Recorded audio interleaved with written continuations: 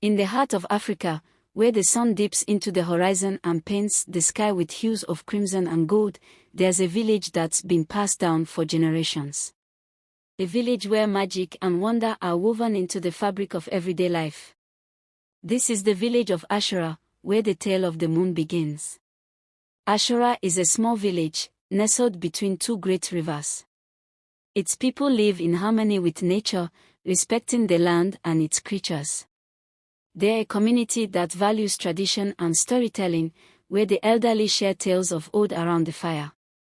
One evening, a young girl named Akua approached her mother and asked, "Mother, why does the moon shine so bright in the night sky?" Her mother smiled and said, "Oh, my child, that's a story for Kofi to tell." Kofi, the village elder, was renowned for his wisdom and knowledge of the ancient tales. Akua sought him out, and he agreed to share the tale of the moon. Kofi began, "The moon, my child, is not just a rock in the sky.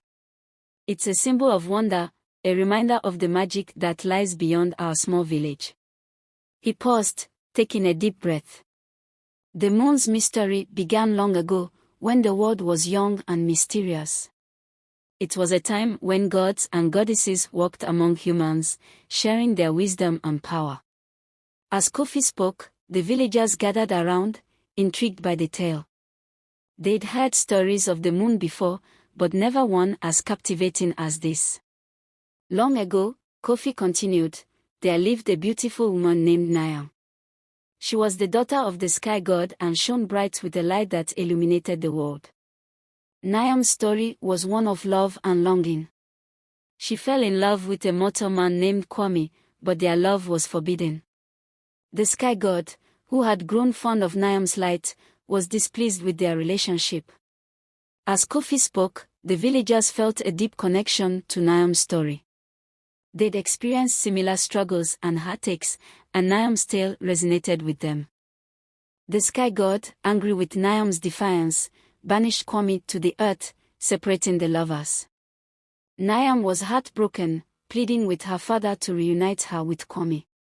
But the sky god refused, and Niam was left alone, her light dimmed by sorrow. She wandered the earth, searching for Kwame, but he was nowhere to be found. In desperation, Niam used her magic to create a pathway to the earth, hoping to find Kwame and be reunited. And so, the moon's phases were born. When Niam is full, she's shining bright, searching for Kwame. When she's new, she's resting, preparing for her next journey. And when she's crescent, she's smiling, knowing that she's one step closer to reuniting with her beloved. The villagers listened in awe, realizing that their own stories were connected to the moon's. They'd experienced similar struggles and heartaches, and the moon's tale resonated with them. As Kofi spoke, the villagers felt a deep sense of community, knowing that their stories were intertwined with the moon's. They realized that they weren't alone in their struggles and that the moon's magic was a reminder of the wonder that lay beyond their small village. Akua, the young girl who'd asked about the moon, was fascinated by the tale. She asked Kofi, "But what happened to Niam and Kwame? Did they ever find each other?" Kofi smiled, "Oh, my child, that's a story for another time. But rest assured, their love story is one for the ages." Niam's search for Kwame took her to the farthest corners of the earth. She met many people along the way, each with their own stories and struggles. As she journeyed, Niam realized that her love for Kwame was not just a personal feeling but a universal force that connected all people. She saw that everyone was searching for something or someone, just like her. Niam's pathway to the earth was not an easy one. She faced many challenges and obstacles, but she persevered, driven by her love for Kwame. As she walked, the earth changed around her. The mountains rose and fell, the rivers flowed and changed course, and the forests grew and withered. But Niam pressed on, her heart fixed on finding Kwame. One day, as Niam journeyed, she encountered the earth god. He was a powerful and wise being, with the ability to control the forces of nature. The earth god was impressed by Niam's determination and courage. He offered to help her find Kwame, but at a price. Niam was willing to pay any price to find Kwame. She agreed to the earth god's terms, and he revealed to her the location of her beloved. But the price was steeper than Niam had imagined.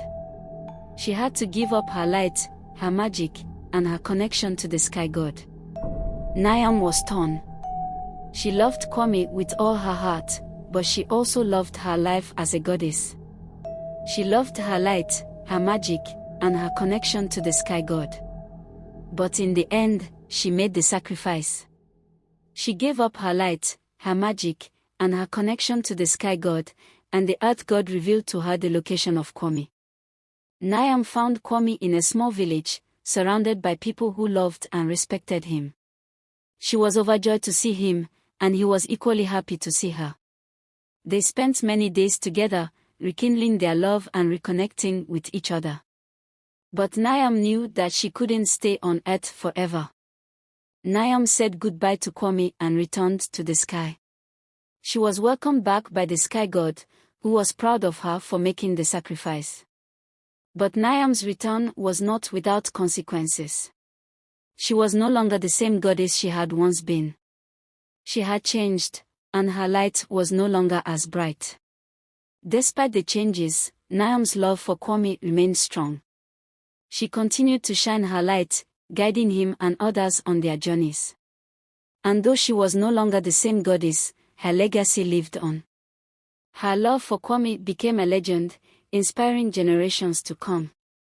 The tale of the moon is a reminder of the power of love and sacrifice. It's a story that has been passed down for generations, and it continues to inspire and guide us today.